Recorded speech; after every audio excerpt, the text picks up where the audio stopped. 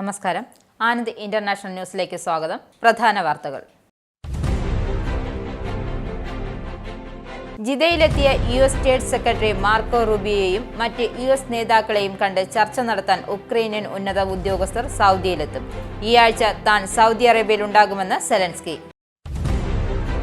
കാനഡയുടെ അടുത്ത പ്രധാനമന്ത്രിയാകാൻ തയ്യാറെടുത്ത mark Carney. US-നെ വ്യാപാര യുദ്ധത്തിൽ കാനഡ തോൽപ്പിക്കുമെന്നും കാർണി. US സമ്പദ് വ്യവസ്ഥ മാന്ദ്യത്തിലേക്ക് നീങ്ങാനുള്ള സാധ്യത തള്ളിക്കളയാതെ ഡൊണാൾഡ് ട്രംപ്. ട്രംപിന്റെ താറുമാറായ വ്യാപാര താരിഫ് നയം US-ൽ അനിശ്ചിതത്വത്തിനും വിപണി പ്രക്ഷുബ്ധതയ്ക്കും തുടക്കമിട്ടു. കുക്സ് മേഖലയിലെ നിരവധി ഗ്രാമങ്ങളുടെ നിയന്ത്രണം കനത്ത ഷെൽ ആക്രമണത്തിനുള്ളിൽ റഷ്യ ഏറ്റെടുത്തു. പെൻസിൽവാനിയയിലെ ലെങ്കാസ്റ്റർ വിമാനത്താവളത്തിനടുത്ത് പാർക്കിംഗ് സ്ഥലത്ത് ചെറുവിമാനം തകർന്നു വീണു. ആർക്കും പരിക്കില്ല. ഗാസയിലേക്കുള്ള വൈദ്യുതി വിതരണം ഇസ്രയേൽ വിച്ഛേദിച്ചതായി റിപ്പോർട്ട്.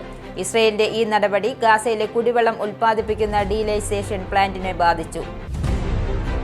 UK-യിൽ ഗണ്യമായ ചെലവ് വർധനവ് കാരണം സ്ഥാപനങ്ങൾ നിയമനങ്ങൾ നടത്തില്ലെന്ന സർവേ റിപ്പോർട്ട് പുറത്ത്. റിപ്പോർട്ട് പ്രകാരം നിയമിക്കപ്പെടുന്ന ആളുകളുടെ എണ്ണത്തിൽ കുറവ്. ഓസ്ട്രേലിയയിലെ ക്വീൻസ്ലാൻഡിൽ ആഞ്ഞടിച്ച ആൽഫ്രഡ് ഉഷ്ണമേഖലാ ചുഴലിക്കാറ്റിനെ തുടർന്ന് കനത്ത നാശനഷ്ടമെന്ന് റിപ്പോർട്ട്.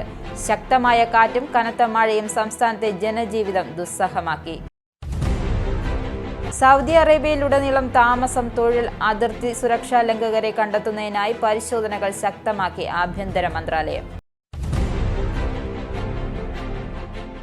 വാർത്തകൾ വിശദമായി. ഞായറാഴ്ച ജിദ്ദയിലെത്തിയ US സ്റ്റേറ്റ് സെക്രട്ടറി മാർക്കോ റൂബിയോയും മറ്റ് US നേതാക്കളെയും കണ്ട് ചർച്ച നടത്താൻ ഉക്രൈനിയൻ ഉന്നത ഉദ്യോഗസ്ഥർ സൗദി അറേബ്യയിലെത്തും. വ്ളാഡിമിർ സെലൻസ്കിയുടെ ഉക്രൈനിയൻ പ്രസിഡന്റ് ഓഫീസിൽ തലവനായ ആൻഡ്രി കൈവിന്റെയും പ്രതിനിധി സംഘത്തെ നയിക്കും. ഈ ആഴ്ച താൻ സൗദി അറേബ്യയിൽ ഉണ്ടാകുമെന്ന് സെലൻസ്കിയും പറഞ്ഞിട്ടുണ്ട്. സൗദി അറേബ്യയിൽ ഒരു ക്രിയാത്മക സംഭാഷണത്തിന് ഉക്രൈൻ പൂർണ്ണമായും പ്രതിജ്ഞാബദ്ധമാണെന്നും യാഥാർത്ഥ്യബോധമുള്ള നിർദ്ദേശങ്ങളുമായി വേഗത്തിലും ഫലപ്രദമായും നീങ്ങുക എന്നതാണ് പ്രധാനമെന്നും സെലൻസ്കി പറഞ്ഞിട്ടുണ്ട്. ചർച്ചകളിൽ നിന്ന് നല്ല ഫലങ്ങൾ പ്രതീക്ഷിക്കുന്നതായും ഡൊണാൾഡ് ട്രംപ് ഞായറാഴ്ച പറഞ്ഞു. തന്റെ ഭരണകൂടം ഉക്രൈനെതിരായ ഇന്റലിജൻസ് വിവര നിരോധനം ഏകദേശം നീക്കിയെന്നും റഷ്യക്കെതിരായ തീരുവകളുമായി ബന്ധപ്പെട്ട നിരവധി കാര്യങ്ങൾ പരിശോധിക്കുന്നുണ്ടെന്നും അദ്ദേഹം മാധ്യമപ്രവർത്തകരോട് പറഞ്ഞു. US-മായി യുക്രൈൻ ഒരു ധാതു കരാറിൽ ഒപ്പുവെക്കുന്നുണ്ടെന്നും താൻ കരുതുന്നുവെന്ന് ട്രംപ് വ്യക്തമാക്കി. അവർക്ക് സമാധാനം വേണമെന്ന് ഞാൻ ആഗ്രഹിക്കുന്നുവെന്നും ട്രംപ് കൂട്ടിച്ചേർത്തു. കാനഡയുടെ അടുത്ത പ്രധാനമന്ത്രിയാകാൻ തയ്യാറെടുക്കുകയാണ് മുൻ സെൻട്രൽ ബാങ്കറായ മാർക്ക് കാർണി. വടക്കേ അമേരിക്കയിലും UK-യിലും സാമ്പത്തിക പ്രതിസന്ധിയടക്കമുള്ള നീക്കങ്ങൾ മേൽനോട്ടം വഹിച്ച മുൻ സെൻട്രൽ ബാങ്കറായ മാർക്ക് കാർണി രാജ്യത്തിന്റെ ഫെഡറൽ റിബൽ പാർട്ടിയെ നയിക്കാനുള്ള മത്സരത്തിൽ വിജയത്തിലേക്ക് അടുക്കുകയാണ്. 59-കാരനായ കാർണി കാനഡ ദീർഘകാല സഖ്യകക്ഷിയായും ഏറ്റവും വലിയ വ്യാപാര പങ്കാളിയുമായി US-മായി വ്യാപാര യുദ്ധത്തിൽ കുടുങ്ങിക്കിടക്കുന്ന സാഹചര്യത്തിലാണ് ഈ ചുമതല ഏറ്റെടുക്കുന്നത്. കഴിഞ്ഞയാഴ്ച ഡൊണാൾഡ് ട്രംപ് ഓട്ടോമോട്ടീവ് ഊർജ്ജ മേഖലകൾ ഒരു ഇളവ് അനുവദിച്ചിരുന്നുകൊണ്ട് എല്ലാ കനേഡിയൻ സാധനങ്ങൾക്കും 25% നികുതി പ്രഖ്യാപിച്ച താരിഫുകൾ കാനഡയുടെ ദുർബലമായ സമ്പദ് വ്യവസ്ഥയെ മാന്ദ്യത്തിലേക്ക് തള്ളിവിടാൻ ശക്തിയുണ്ട്. ഈ വർഷം US സമ്പദ് വ്യവസ്ഥ മാന്ദ്യത്തിലേക്ക് നീങ്ങാനുള്ള ഈ സാധ്യത തള്ളിക്കളയാൻ ഡൊണാൾഡ് ട്രംപ് ഞായറാഴ്ച വിസമ്മതിച്ചു. ട്രംപിന്റെ താറുമാറായ വ്യാപാര താരിഫ് നയം US-ൽ അനിശ്ചിതത്വത്തിനും വിപണി പ്രക്ഷുബ്ധതയിലേക്കും കാരണമാകുന്നു.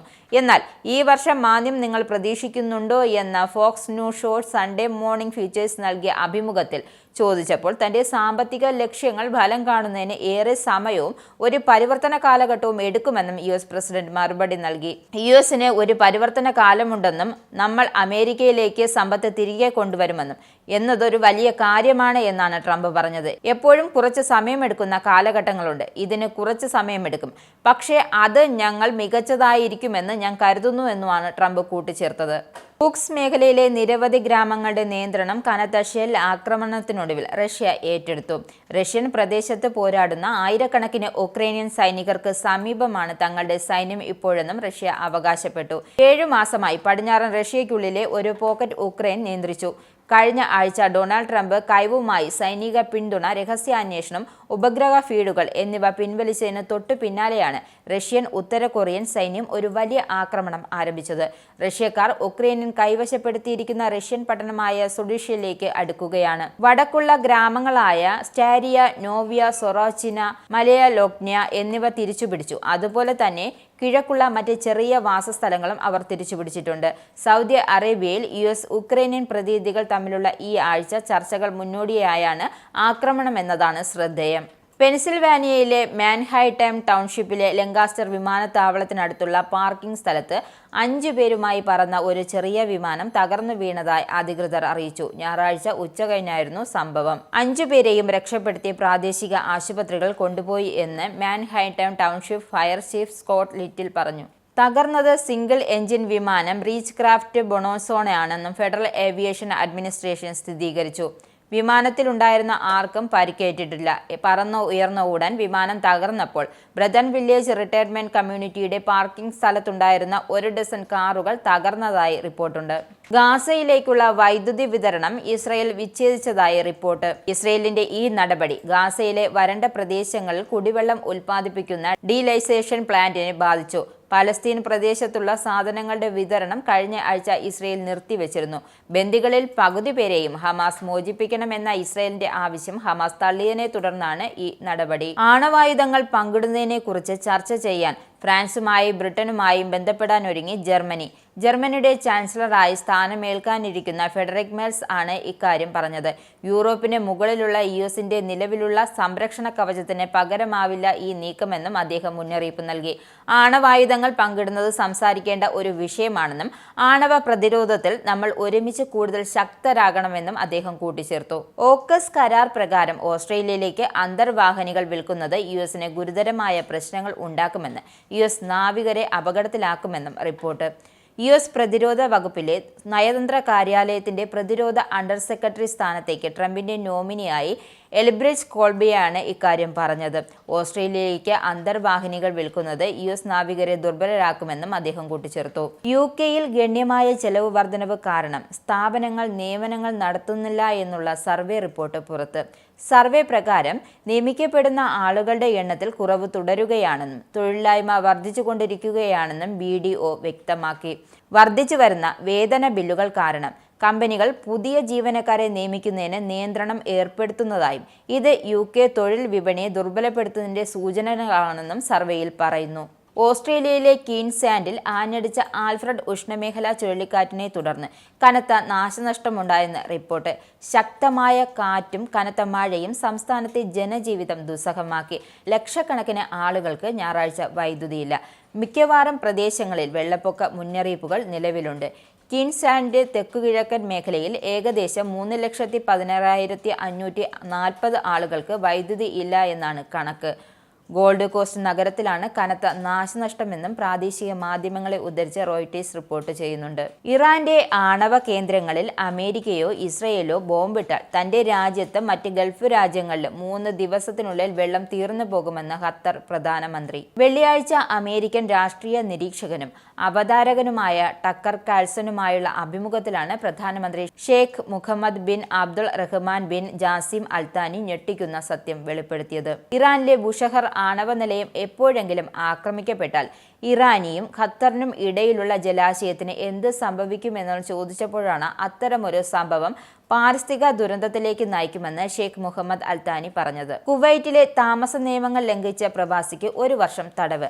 2018 മുതൽ ഇയാൾ താമസ നിയമങ്ങൾ ലംഘിച്ചുവെന്ന് കണ്ടെത്തി. മറ്റുള്ളവരുടെ സിവിൽ ID കാർഡുകൾ ഉൾപ്പെടെ വ്യാജ തിരിച്ചറിയൽ രേഖകൾ ഇയാളുടെ പക്കൽ നിന്നും കണ്ടെത്തി. ഒറിജിനൽ ഫോട്ടോകൾ മാറ്റി സ്വന്തം ഫോട്ടോകൾ പതിപ്പിച്ച നിലയിലായിരുന്നു അവ. സൗദി അറേബ്യയിലുടനീളം താമസം, തൊഴിൽ, അതിർത്തി സുരക്ഷാ ലംഘകരെ കണ്ടെത്തുന്നതിനായി പരിശോധനകൾ ശക്തമാക്കി. ആഭ്യന്തര മന്ത്രാലയത്തിന്റെ നേതൃത്വത്തിലാണ് പരിശോധനകൾ നടന്നുവരുന്നത്. ഇതിന്റെ ഫലമായി കഴിഞ്ഞ ഒരാഴ്ചക്കിടെ 2749 നിയമലംഘകർ പിടിയിലായതായി അധികൃതർ അറിയിച്ചു. ഫെബ്രുവരി 27 മുതൽ മാർച്ച് 5 വരെ നടത്തിയ പരിശോധനയിലാണ് താമസം, തൊഴിൽ, അതിർത്തി സുരക്ഷാ നിയമങ്ങൾ ലംഘിച്ചവരെ പിടികൂടിയത്. കുവൈറ്റിലെ പള്ളിയിൽ തീപിടുത്തം. അൽ ഷഹാബെ അൽ ബഹരിയിലെ പള്ളിയിലാണ് ഇന്നലെ രാവിലെയോടെ തീപിടുത്തമുണ്ടായത്. സംഭവത്തിൽ ആർക്കും പരിക്കുകളൊന്നും റിപ്പോർട്ട് ചെയ്തിട്ടില്ല. കൂടുതൽ നാശനഷ്ടങ്ങൾ സംഭവിച്ചിട്ടില്ലെന്നും അധികൃതർ വ്യക്തമാക്കി. സാൽമിയയിൽ നിന്നുള്ള അഗ്നിരക്ഷാ സേന എത്തിയാണ് തീ നിയന്ത്രണ വിധേയമാക്കിയത്. ഇനിയൊരു ഇടവേള. വീണ്ടും വാർത്തകളിലേക്ക്. National highlights.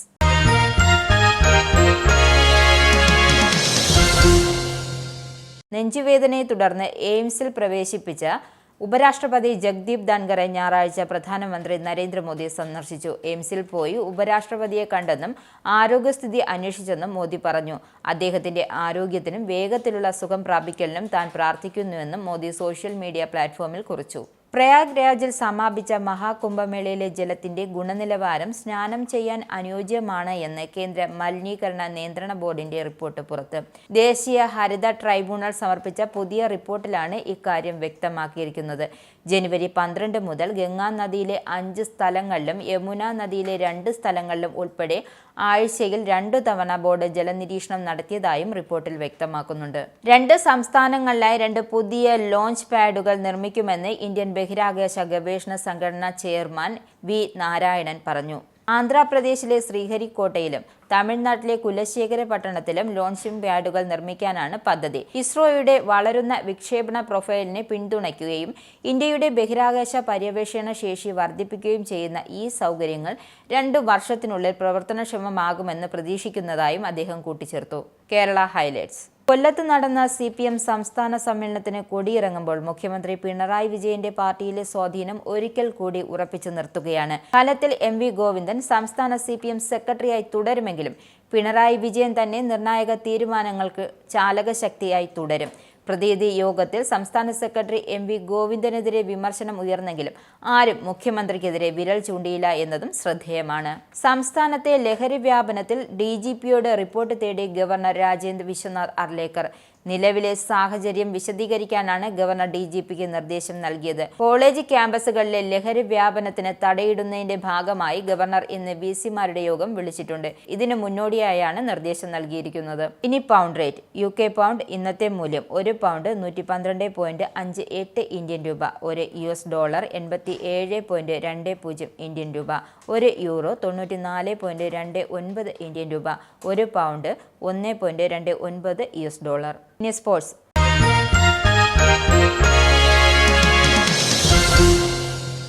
പന്ത്രണ്ട് വർഷത്തെ ഇടവേളയ്ക്ക് ശേഷം ചാമ്പ്യൻസ് ട്രോഫി കിരീടത്തിൽ ഇന്ത്യയുടെ മുത്തം. 25 വർഷം മുമ്പത്തെ ഫൈനൽ തോൽവിക്ക് ന്യൂസിലൻഡിനോട് മധുര പ്രതികാരം തീർത്ത് കിരീടം നേടാനും ഇന്ത്യക്കായി.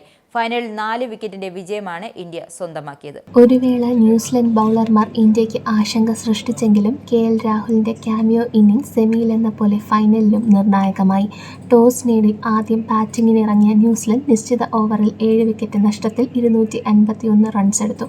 മറുപടി പറഞ്ഞ ഇന്ത്യ 6 വിക്കറ്റ് നഷ്ടത്തിൽ 254 റൺസ് കണ്ടെത്തിയാണ് വിജയവും കിരീടവും സ്വന്തമാക്കിയത്. KL രാഹുൽ ഓരോ 6ഉം 4ഉം സഹിതം 33 പന്തിൽ 34 റൺസുമായും രവീന്ദ്ര ജഡേജ 9 റൺസുമായും പുറത്താകാതെ നിന്നു. ജഡേജ 4 അടിച്ചാണ് വിജയമുറപ്പിച്ചത്. ഒപ്പം കിരീട നേട്ടവും. ഇന്ത്യയുടെ 3ാം ചാമ്പ്യൻസ് ട്രോഫി കിരീടമാണിത്. നേരത്തെ 2002 ശ്രീലങ്കയ്ക്കൊപ്പം സംയുക്ത ചാമ്പ്യന്മാരായ ഇന്ത്യ 2013 2ാം കിരീടം നേടിയത്. വിജയലക്ഷ്യത്തിലേക്ക് അതിവേഗമാണ് ഇന്ത്യ തുടങ്ങിയത്. ക്യാപ്റ്റൻ രോഹിത് ശർമ്മ കൂറ്റനടികളുമായി കളം വാണതോടെ ഇന്ത്യ അതിവേഗം കുതിച്ചു. ഓപ്പണിംഗിൽ രോഹിത്തും ശുഭ്മാൻ ഗില്ലും ചേർന്ന് 105 റൺസിന്റെ കൂട്ടുകെട്ടുയർത്തി. രോഹിത് ശർമ്മ 83 പന്തുകൾ നേരിട്ട് 76 റൺസ് എടുത്ത് അർദ്ധ സെഞ്ചുറി കുറിച്ചു. 7 4ഉം 3 6ഉം സഹിതമായിരുന്നു രോഹിത്തിന്റെ ഇന്നിംഗ്സ്. ശുഭ്മാൻ ഗിൽ 31 റൺസും സ്വന്തമാക്കി. എന്നാൽ സെമിയിൽ സെഞ്ചുറിയുമായി പൊരുത്തി നിന്ന കോഹ്ലിക്ക് ഫൈനലിൽ തിളങ്ങാനായില്ല. താരം 2 പന്തിൽ നിന്ന് 1 റൺസുമായി മടങ്ങി. പിന്നീടെത്തിയ ശ്രേയസ് അയ്യർ 62 പന്തിൽ 2 വീതം 6ഉം 4ഉം തൂക്കി 48 റൺസ് എടുത്തു തിളങ്ങി. അക്ഷർ പട്ടേലും പൊരുതി. താരം ഓരോ 6ഉം 4ഉം സഹിതം 29 റൺസ് എടുത്തു. ഹാർദിക് പാണ്ഡ്യ വിജയത്തോടടുപ്പിച്ച ശേഷമാണ് മടങ്ങിയത്. താരം 18 റൺസ് എടുത്തു. ഓരോ 6ഉം 4ഉം തൂക്കി. പ്രധാന വാർത്തകൾ ഒരിക്കൽ കൂടി. ജിദ്ദയിലെത്തിയ US സ്റ്റേറ്റ് സെക്രട്ടറി മാർക്കോ റൂബിയോയെയും മറ്റ് US നേതാക്കളെയും കണ്ട് ചർച്ച നടത്താൻ ഉക്രൈനിയൻ ഉന്നത ഉദ്യോഗസ്ഥർ സൗദിയിലെത്തും. ഈ ആഴ്ച താൻ സൗദി അറേബ്യയിലുണ്ടാകുമെന്ന് സെലൻസ്കി. കാനഡയുടെ അടുത്ത പ്രധാനമന്ത്രിയാകാൻ തയ്യാറെടുത്ത മാർക്ക് കാർണി. US-നെ വ്യാപാര യുദ്ധത്തിൽ കാനഡ തോൽപ്പിക്കുമെന്നും കാർണി. US സമ്പദ് വ്യവസ്ഥ മാന്ദ്യത്തിലേക്ക് നീങ്ങാനുള്ള സാധ്യത തള്ളിക്കളയാതെ ഡൊണാൾഡ് ട്രംപ്. ട്രംപിന്റെ താറുമാറായ വ്യാപാര താരിഫ് നയം US-ൽ അനിശ്ചിതത്വത്തിനും വിപണി പ്രക്ഷുബ്ധതയ്ക്കും തുടക്കമിട്ടു. കുക്സ് മേഖലയിലെ നിരവധി ഗ്രാമങ്ങളുടെ നിയന്ത്രണം കനത്ത ഷെൽ ആക്രമണത്തിനുള്ളിൽ റഷ്യ ഏറ്റെടുത്തു. പെൻസിൽവാനിയയിലെ ലങ്കാസ്റ്റർ വിമാനത്താവളത്തിനടുത്ത് പാർക്കിംഗ് സ്ഥലത്ത് ചെറുവിമാനം തകർന്നു വീണു. ആർക്കും പരിക്കില്ല. ഗാസയിലേക്കുള്ള വൈദ്യുതി വിതരണം ഇസ്രയേൽ വിച്ഛേദിച്ചതായി റിപ്പോർട്ട്. ഇസ്രയേലിന്റെ ഈ നടപടി ഗാസയിലെ കുടിവെള്ളം ഉൽപ്പാദിപ്പിക്കുന്ന ഡീലൈസേഷൻ പ്ലാന്റിനെ ബാധിച്ചു. യുകെയിൽ ഗണ്യമായ ചെലവ് വർധനവ് കാരണം സ്ഥാപനങ്ങൾ നിയമനങ്ങൾ നടത്തില്ലെന്ന സർവേ റിപ്പോർട്ട് പുറത്ത്. റിപ്പോർട്ട് പ്രകാരം നിയമിക്കപ്പെടുന്ന ആളുകളുടെ എണ്ണത്തിൽ കുറവ്. ഓസ്ട്രേലിയയിലെ ക്വീൻസ്ലാൻഡിൽ ആഞ്ഞടിച്ച ആൽഫ്രഡ് ഉഷ്ണമേഖലാ ചുഴലിക്കാറ്റിനെ തുടർന്ന് കനത്ത നാശനഷ്ടമെന്ന് റിപ്പോർട്ട്. ശക്തമായ കാറ്റും കനത്ത മഴയും സംസ്ഥാനത്തെ ജനജീവിതം ദുസ്സഹമാക്കി. സൗദി അറേബ്യയിലുടനീളം താമസം, തൊഴിൽ, അതിർത്തി സുരക്ഷാ ലംഘകരെ കണ്ടെത്തുന്നതിനായി പരിശോധനകൾ ശക്തമാക്കി ആഭ്യന്തര മന്ത്രാലയം. ഈ ബുള്ളറ്റിൻ ഇവിടെ സമാപിക്കുന്നു. നമസ്കാരം. നിങ്ങൾക്കും ആനന്ദ മീഡിയയുടെ പ്രേക്ഷകരിൽ ഒരാളാകണ്ടേ? യൂറോപ്പിലും യുഎസിലും ആഫ്രിക്കയിലും അടക്കം പ്രവാസികൾ ഉള്ളയിടങ്ങളിലൊക്കെ ജനപ്രിയ ചാനലുമായി ആനന്ദ് മീഡിയ ഒപ്പമുണ്ട്. ഏഷ്യാനെറ്റ് ഫ്ലവേഴ്സ് അടക്കം നിങ്ങളുടെ വിരൽത്തുമ്പിലെത്തും. ആദ്യം റോക്കു ബോക്സ് സ്വന്തമാക്കുക. അതിൽ നിന്നും ആനന്ദ് മീഡിയ ആപ്ലിക്കേഷൻ ഡൗൺലോഡ് ചെയ്യുക, ഇൻസ്റ്റാൾ ചെയ്യുക. എന്നിട്ട് 02085866511 എന്ന നമ്പറിൽ ഞങ്ങളുടെ കസ്റ്റമർ കെയറിൽ ബന്ധപ്പെടുക. അല്ലെങ്കിൽ +91 735 660 3747 എന്ന നമ്പറിൽ വാട്സപ്പ് ചെയ്യുക. ആനന്ദ് മീഡിയയുടെ സേവനങ്ങൾ സ്വന്തമാക്കുക. മറ്റു ചാനലുകൾക്കൊപ്പം ആനന്ദ് ടിവിയും എൻജോയ് ചെയ്യുക.